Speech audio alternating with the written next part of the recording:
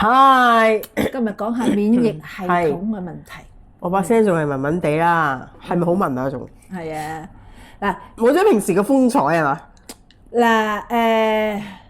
其實每一個人能夠即係都有個自穩態，呢個自穩態就係使到我哋能夠喺即係企起身活動生存落去。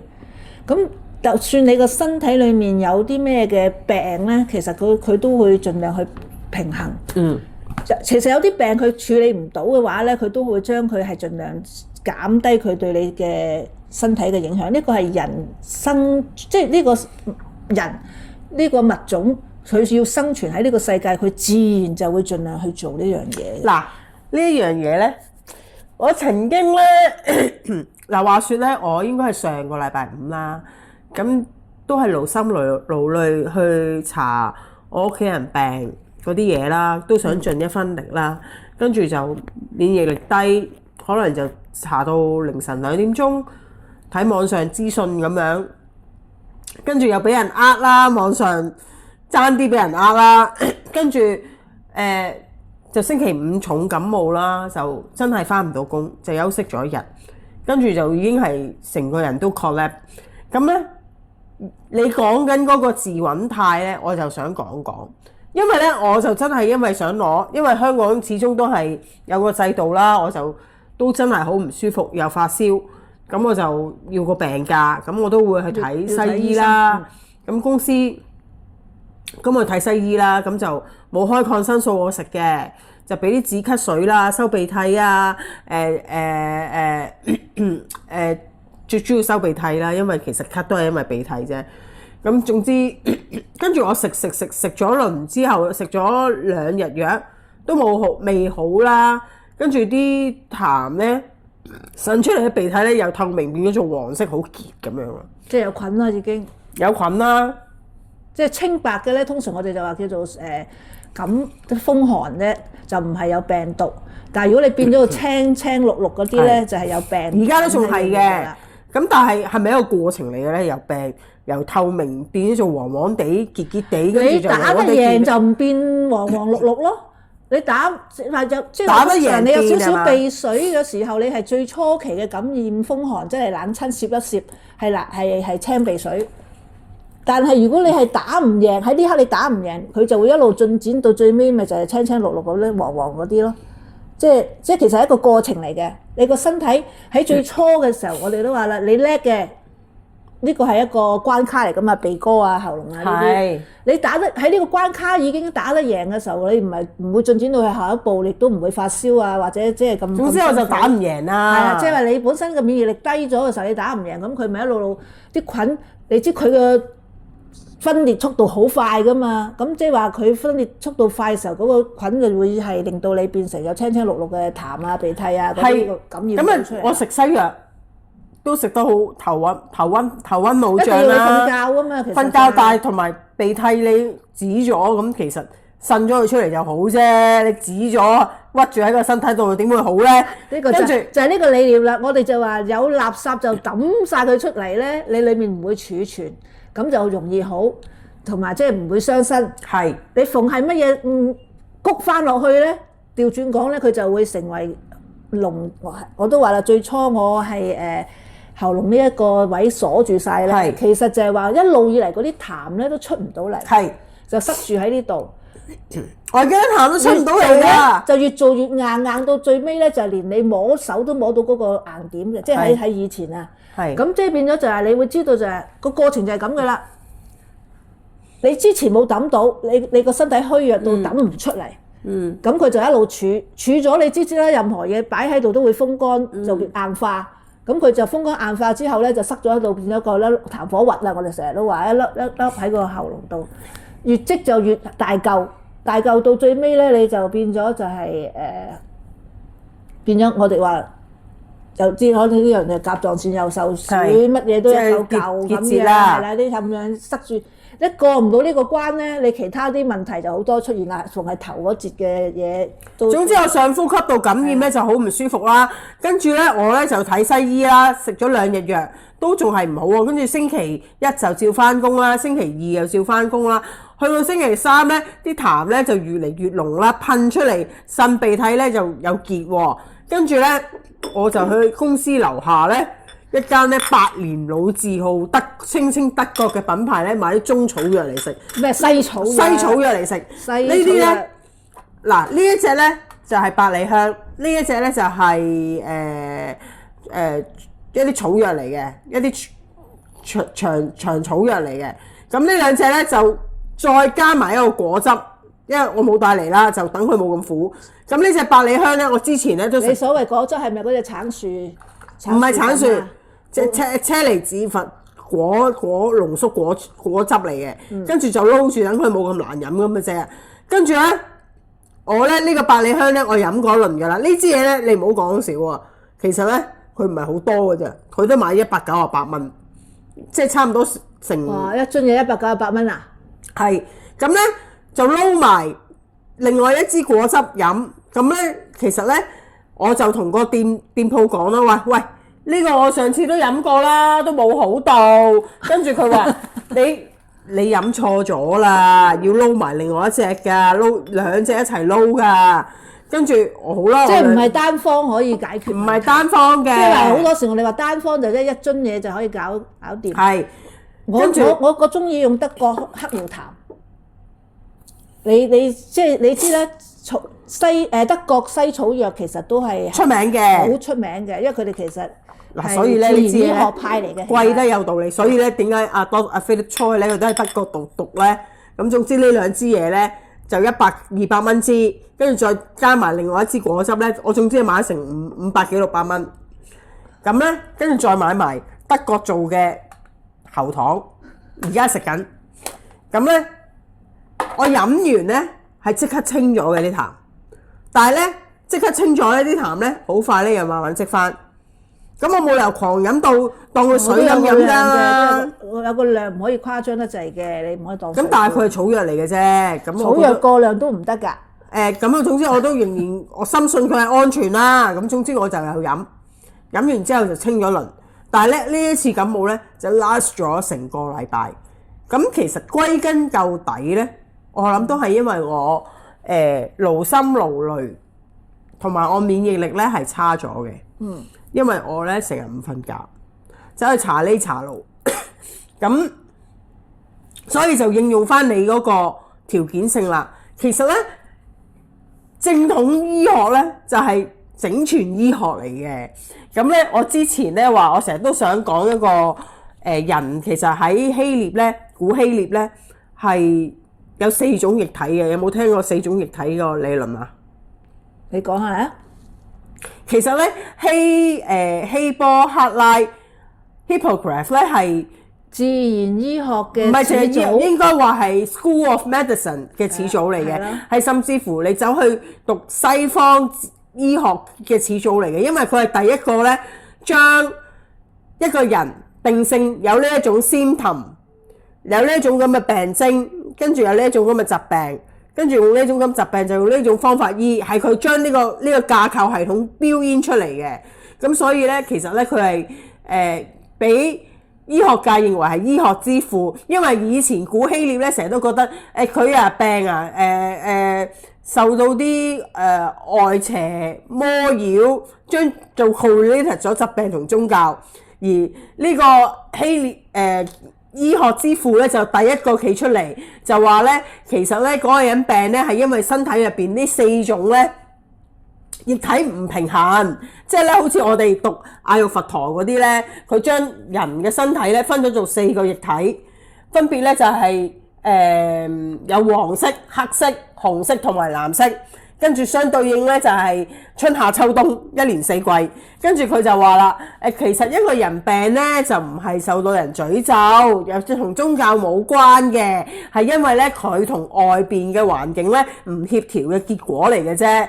咁咧跟住咧佢就將人咧唔同嘅液體咧，佢話人咧所有人啊，入邊咧都係有幾種液體嘅。頭先呢個西方嘅醫學嚟，即係西方古希臘嘅醫學嘅講法嚟嘅，係其中一種講法啊。咁但係呢一種講法嗱，你又諗下啦，呢一種講法同我哋曾經讀過印度醫學阿育吠陀有相類似，亦都同中醫嘅五行理論有少少相類似。其實咧佢就話啦，因為人啊始終係呢一嚿人，但係你用咩方法去解釋你裡面嗰啲津液啊咩嘅，即係平衡陰陽啊呢啲嘢，都係用你每一個民族啊有佢自己民族去解釋嗰個方法。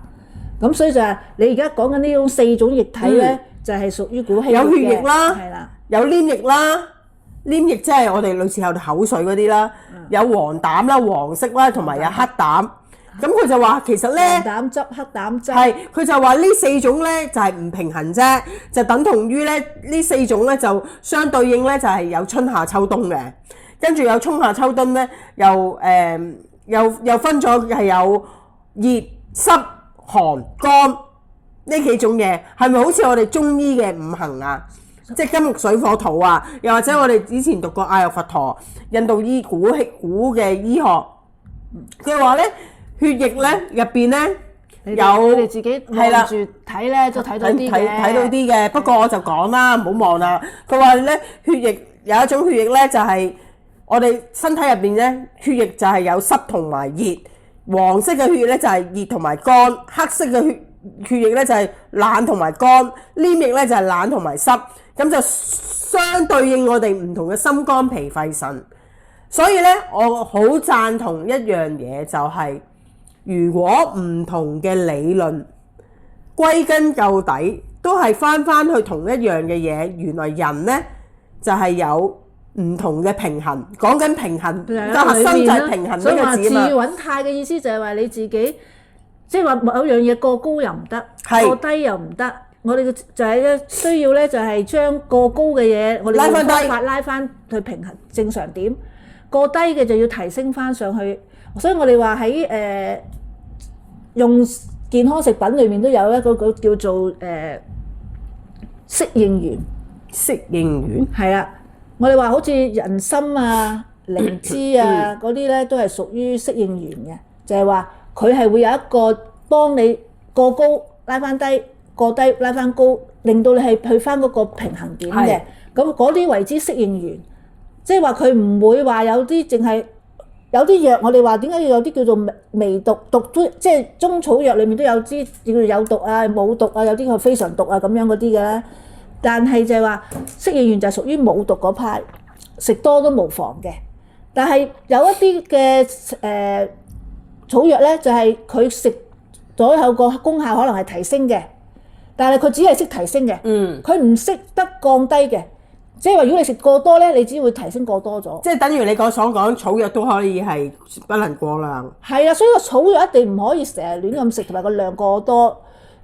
有啲係降，好似話點解我成日都講就算當五青汁，你成日都聽㗎，用苦瓜嗰啲咁樣樣㗎嚇。打五青汁對我哋嚟講咧，佢其實唔係一個適應原嘅食物嚟嘅。佢可以降低，但係佢唔識得升高嘅。但係有啲嘢係可以又降又升嘅咩？就係好似人參、靈芝、蟲草都曾經係包括喺裡面嘅，係叫做適應原。佢係能夠將你做平衡嘅。佢點感應到你？呢個唔係佢感應，佢係喺你個身體作用嘅時候，佢係能夠做到呢樣嘢，而且佢係冇毒性。你明唔明啊？係可以食多，最多就叫浪費咗個藥物質啫，但係佢唔會浪費咗個荷包啫。係啦，佢唔會有任何毒性遺留，有副作用咁多嘅。但係如果你唔係用緊適應原嗰類嘅草藥咧，我就淨係攞個五青汁同你講啫。佢只係一個排嘅物質嚟嘅。佢如果你係屬於一個高火位燒到爆個頭，成日都紅多多嘅，咁你食個五青汁冇問題㗎，你排咯。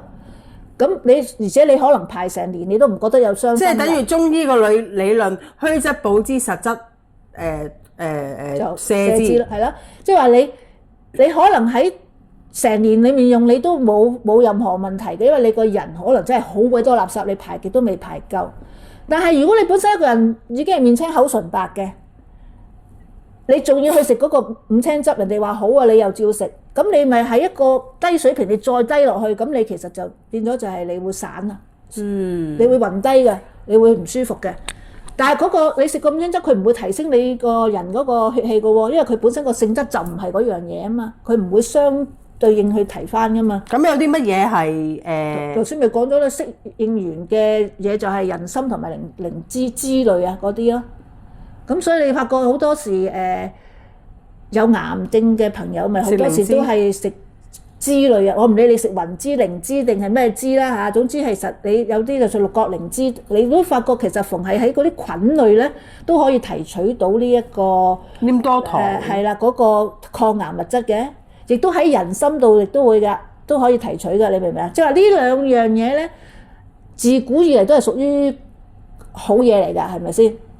有錢人至食得到人參，生仔生唔出都要含支參片喺個嘴度提氣㗎啦。咁呢啲即係話屬於唔會食錯嘅。只有係你食多咗係荷包痛嘅啫，你人係冇乜事嘅嚇。但係就係佢所講嗰個人參係原裝嘅掘出嚟曬乾嘅參，但係你事實上而家人參都有唔同嘅，有紅參、有白參、有黑參啦，係咪啊？嗰啲參又有啲唔同嘅效果嘅喎，因為你加工嘅咩？有加工加咗喺裡面啊嘛，咁所以就話你我哋所講嗰個適應完嘅人參係原裝嘅一個人參，冇額外加工變紅參變咗黑參嗰啲嘅，明唔明啊？咁所以就係喺你即係選擇藥材去保健去提升即係你嗰個機能嘅時候，你都需要注意呢樣嘢。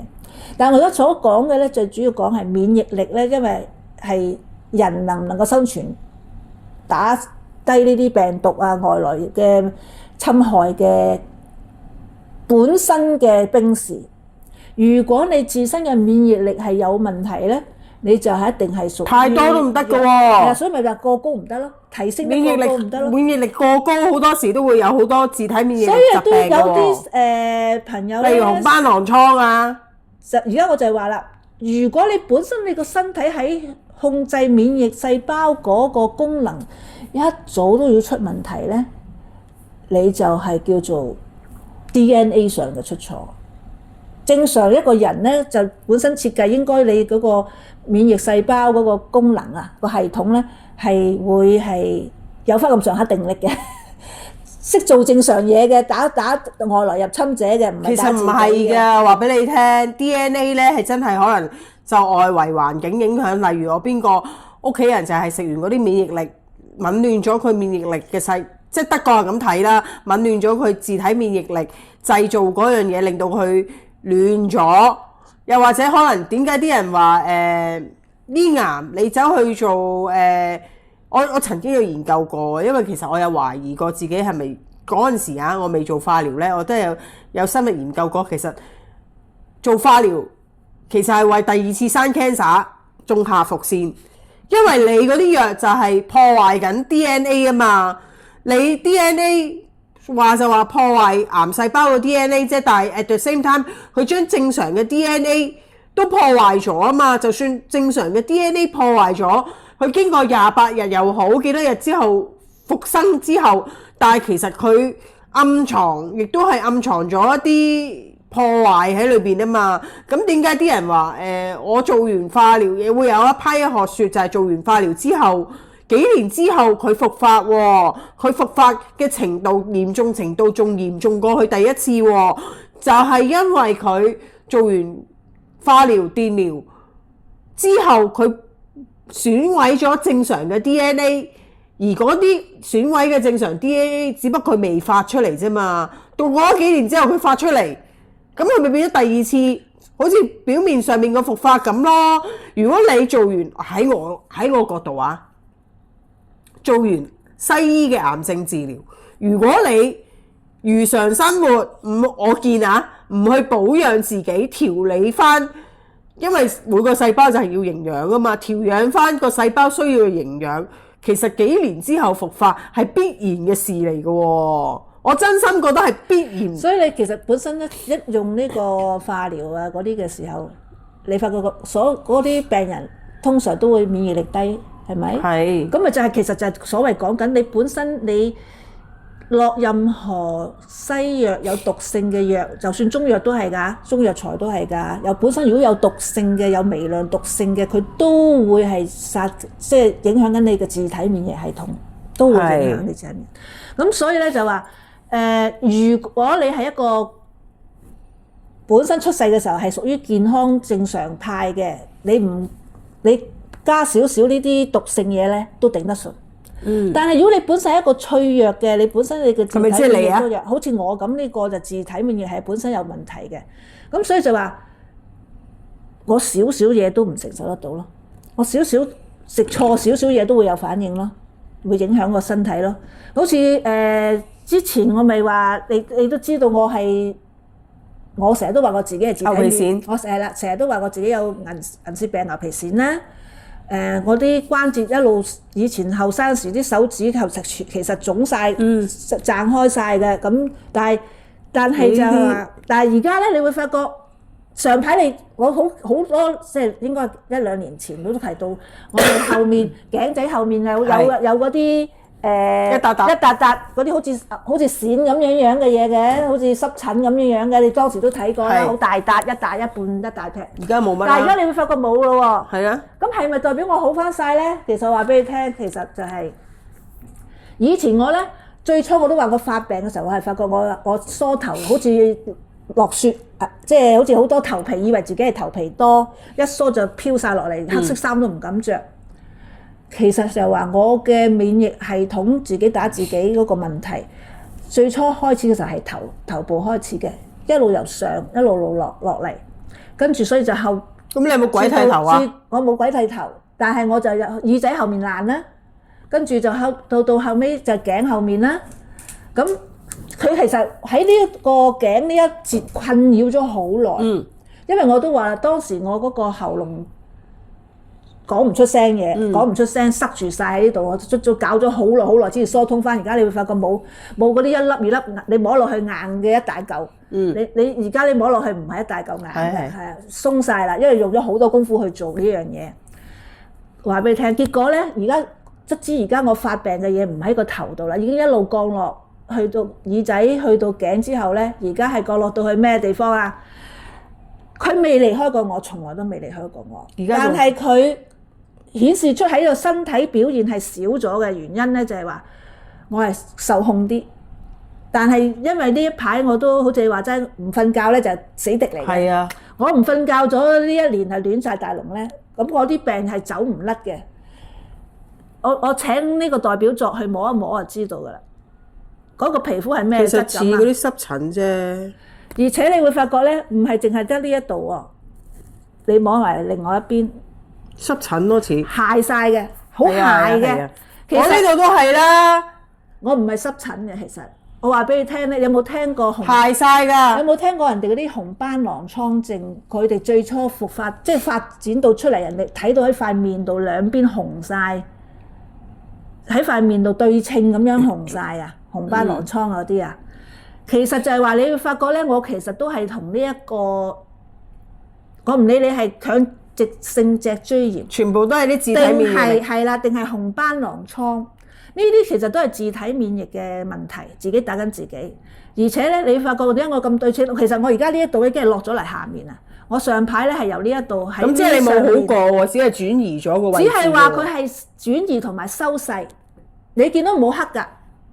以前呢度後面嗰啲係淨係好大笪黑晒。按啲咩情況佢會？你個身體免疫力，你個身體越弱，佢發出嚟就越強。你個身體強，佢就會弱。調轉嚟講，佢就變隱蔽式。證明就係話呢樣嘢係喺你身體裏面長存嘅。我係一個叫做長期病患者，但係我令到我能夠唔使發炎到手指變攣，脊椎唔會由最低一節黐埋咗之後，其實可以。如果我管理得唔好咧，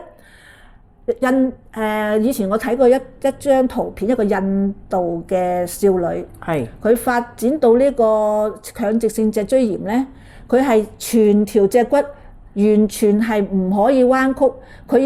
佢要瞓落床咧，佢唔可能瞓到落去啊！佢要人哋幫佢，好似攞塊木板瞓落床咁，幫佢移佢落去。係佢係一條硬嘅木條咁樣樣啊！幾多歲啊？睇嗰幅圖畫相片咧，都係30零歲嗰啲，即係話佢好早已經發病，所以佢好早咧。其實發病嚟講，佢唔係一次過成條骨直晒硬晒嘅。由我自己嚟睇下，我係發病咗，我個 L5嗰度係同嗰個底骨係黐住咗嗰節，係發病到冇咗個軟骨，同埋咧係全部鈣化晒，冇晒一個關節位，冇晒，睇唔到㗎啦。但係如果我管理得唔好嘅話，其實就係話佢由呢個底骨 L5 開始，佢可以 L4、L3、L2一路上，佢可以一路硬化到全部都鈣化晒咁樣硬上嚟。咁如果同埋我啲手指可以一路呢啲關節一路可以變形，可以曲晒去好似巫婆爪咁樣。但係你發覺我係冇咁嘅情況，而且倒轉咧啲關節位可以縮翻晒，冇咁誇張。同埋咧嗰啲皮膚冇咁誇張地，好似全身嗰啲濕疹咁樣爛出嚟。因為其實如果你管理唔到，佢就係咁樣出現嘅。喺你任何嘅關節都可以打，可以喺你嘅皮膚任何地方都可以發。如果你可以做到管理得到你個自體免疫，風平浪靜，唔好自己打自己，咁你咪可以好似我咁咯，睇落去唔似一個病人咯。但係我話點解我話俾你聽，我每個月其實一定有一個醫藥嘅消費喺裏面咧，我唔覺得嗰個係奢侈嘅。小病唔醫變大病，你唔係而係話你知道其實如果你係有強直性脊椎炎或者紅斑狼瘡嘅病人，佢每一個月嘅醫藥費係幾多？幾千？一定要錢嘅。你最少都係5、6千，你可能照到過萬蚊一個月嘅。如果你食得嗰啲，你知啦，用西醫嘅藥其實佢係由少至多噶嘛，而且啲藥一路會越整越高級咧，嗰個費用就要越誇張啊嘛。即係話俾你聽，又有隻新藥，你係好多時都會研究出嚟噶嘛，又有新藥，咁你又會即係話其實1萬蚊嘅醫藥費咧，就算你用西醫嘅醫藥去處理呢個問題咧，都係唔走得甩嘅。咁所以，但係我就從來都唔用西醫嘅西藥，我就用一啲我哋有手頭有嘅傳統醫學嘅嘢啦，營養產品啊，或者係我所謂經絡嘅調理啊，疏通呢個經絡啊，提升翻個陽氣啊，呢啲咁嘅方法咧，都有個基本消費。即係話我其實調轉講，1萬蚊嘅西醫療法嘅基本消費攞咗嚟去做呢一個自然醫學嘅消費，先至可以維持到我個身體狀況，可以係咁樣，而且仲要係自己管理得自己嘅生活好好。如果唔好似而家咁咧，瞓少多啲咧，咁結果佢就會你摸，我都因為瞓少咗，你都摸到出嚟嘅嘢嘅。嗱，證明瞓覺咧係幾重要，係非常重要嘅，係重要過你食任何補品。係，仲有就係意識形態。係，其實喺某程度上就係話，我都話自從新冠之後得到過一次新冠之後，打過一次新冠針之後，我個人個狀態其實一路都係向下。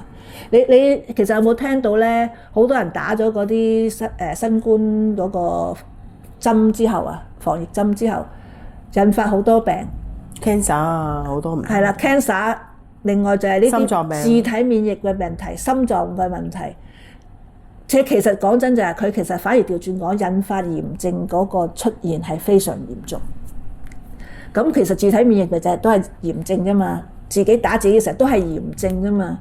咁所以就話唔到你唔去長時期去關注自己嘅身體，因為你一下放鬆咧，唔理你嘅精神狀態受外來環境影響，一下子跌落嚟，定係話你本身係一個長期病患者，你自己個免疫系統其實都成日都係危乎噶啦，本身就係危乎嘅。你只要行差踏錯一步咧，你就有事噶啦，你就會出現噶啦。咁所以就喺你嘅生活裏面，你能夠手上有嘅資源，你有嘅學識，你要去一路加深，隨住時代去進步咧，去揾新嘅資源俾自己。所以咧，健康咧係真係唔會白白咁俾你，係好辛苦，係真係咧嘥精神、嘥精神、嘥錢、時間去培養嘅。而恆久忍耐堅持咧，係包括咧你對於自己嘅身體嘅警察性啦，自己對於現在有啲乜嘢食物或者係有啲乜嘢補品可以幫到你自己啦。係啊，真係。而呢一樣嘢係完完全全都係大叻明嚟嘅。可能我而家讀到我而家5章嘢啦，我都仍然會 keep 住揾啲唔同嘅嘢讀。你係冇得停嘅，話俾你聽，因為你用開嘅物品咧，因為嗰個成個大環境嘅轉變咧，有啲舊式嘅嘢你用翻嚟係效果唔彰顯嘅啦。因為你可能受嗰個污染啊，或者同埋你自己一路年紀大咧，你個人嘅你本身自己個機能都衰退緊啊嘛。你用翻你50歲，你用翻30歲時用嘅嘢咧，你係醫唔到自己嘅，話俾你聽。所以你一定要進步，唔到你唔越嚟越追求先進嘅。因為你30歲，你而家維他命 C 啊，都加啲微量元素入邊啦。係啦，唔係淨係維他命 C 啦。到你唔用啊，你明唔明啊？因為佢嗰個身體啊，你能夠吸收、運轉化，你知兩樣嘢都係好化學噶嘛，裡面冚唪唥都係一啲轉化嘅化學程式嚟噶嘛，你根本做唔到。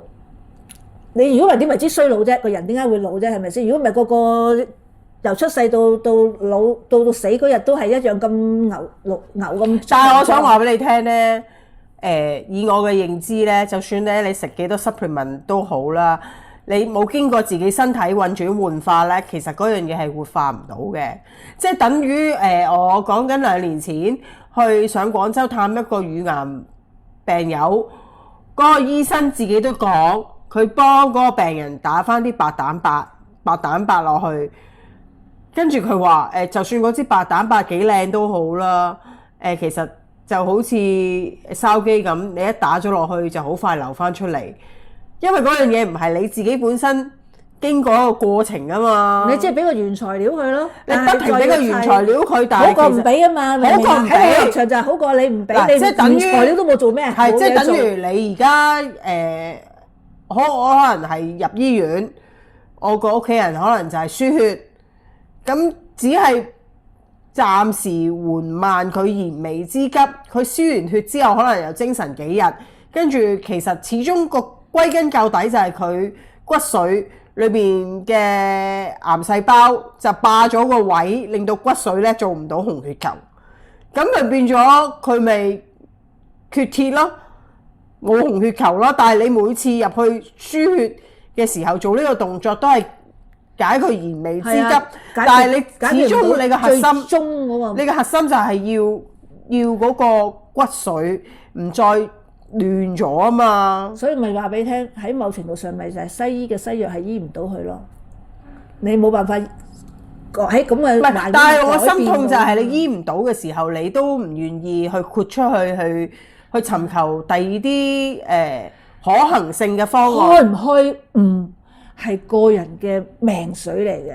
佢唔肯開悟，你作唔開佢嘅頑石作唔開嘅嚇。人係患緊叛逆嘅。有一句強調今次講咧，就係話免疫系統咧，其實就係你長期都要係去留意住嘅。你如果當你發覺自己免疫力變低咗咧，你真係要揾辦法去托翻升佢嘅。如果唔係咧，我今晚翻去食啲維他命 C 啊。唔係淨係食 C 嘅，好似你話齋，你都係需要你個人嘅成個運作。先得，唔好再諗啦嗰件事。最基本啊，你曬太陽都係一個基本嘅工作。你所以你見到好多有癌症嘅病人都係俾醫生叫佢出去曬太陽、曬背脊，一定要曬，因為嗰個係幫你身體自己去製造血清素，個人做好多好多嘅化學結構嗰個過程裏面都要有曬太陽。食物都係靠曬太陽光合作用去維持個生命。全個世界嘅生物都係要有太陽嗰個光。但係咧，我好天真咁樣咧，上個禮拜5感冒啦，跟住諗住不如去焗一焗桑拿，焗一焗起佢啦。嗰一焗都有個排但汗啊嘛。係始終但係都醫唔到。你慢慢仲要都話啦，打低個人落嚟就容易，要培養翻上嚟咧就要一番功夫，努力啊！OK，即刻食維他命 C 啊！